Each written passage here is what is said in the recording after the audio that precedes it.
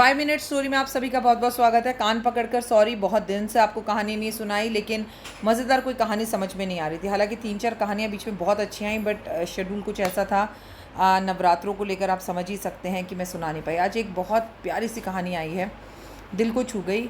एक विद्यार्थी क्लास में लगातार बातें करे जा रहा था, और जो अध्यापक था उसे कुछ समझाने की कोशिश कर रहा था, लेकिन विद्यार्थी का पढ़ने में मन नहीं था। तो जो टीचर था उसने एक चौक बच्चे को मारी और बोला तुम खड़े हो जाओ अपनी जगह पर, और बोला मैं तुम्हें एक कहानी सुनाता हूँ, ज़िंदगी के अंदर उस कहानी को सुनो। तो बोला पहले ही बताओ तुम बात क्या कर रहे थे। बोला कल रमेश ने जो है मेरे कान पर एक ज़ोर से थप्पड़ मार दिया था, और मेरे माँ बाप को जाकर शिकायत कर दी कि मैंने उसे मारा है, मैं अपने दोस्त से वही डिस्कस कर रहा था। तो टीचर जो है वो हंसने लगा, और टीचर हंसते हंसते बोला कि मैं तुम्हें कहानी सुनाता हूँ, ध्यान से सुनो, लेकिन उसे सुनाने से पहले मैं तुमसे एक सवाल पूछता हूँ, उस सवाल का जवाब दो। तो बोले ठीक है गुरुजी, पूछिए आप क्या पूछना चाहते हैं। तो गुरुजी बोले एक बात बताओ, तुम्हारे पास 8,600 रुपये हों और तुम ट्रेन में ट्रेवल कर रहे हो, और तुम्हारे पास से कोई धोखे से 100 रुपये चोरी कर कर ले जाए, तो तुम क्या करोगे? उस आदमी के पीछे भागोगे अपने 100 रुपये लेने के लिए, या जो तुम्हारे पास 8,500 रुपये बचे हैं उस 8,500 रुपये को लेकर अपने आप को सुरक्षित जगह पर बिठाकर अपने घर पहुंचना चाहोगे? सब एक दूसरे की शक्ल देखने लगे, लेकिन वो जो स्टूपिड सा स्टूडेंट खड़ा था उसने बोला कि गुरुजी मैं तो 100 रुपये लेने के लिए उसके पीछे भागूंगा, मेरे 100 रुपये बड़ी मेहनत की कमाई है, आप बोलते हो पैसे बड़ी मुश्किल से कमाए जाते हैं, और मैं अपने 100 रुपये क्यों छोड़ूंगा? तो गुरुजी मुस्कुराने लगे, बोले यही तो तुम अभी क्लास में कर रहे थे।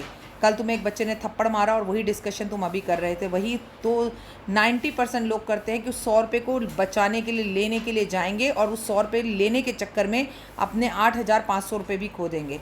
तो बोला मुझे समझ में नहीं आया।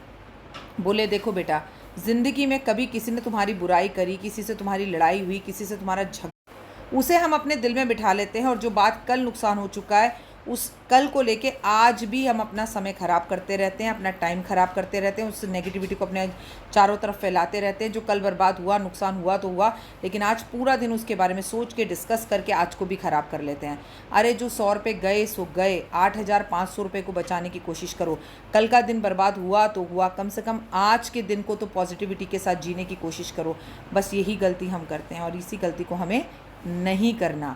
इसलिए जो बीत गई सो बात गई, आगे की सुध ले। कहानी कैसी लगी कमेंट्स में जय माता दी लिखिएगा। पुरानी पोटली का क्या करना है, मैंने अभी अपने मेन चैनल पर वीडियो डाली है, उसे ज़रूर देखिए।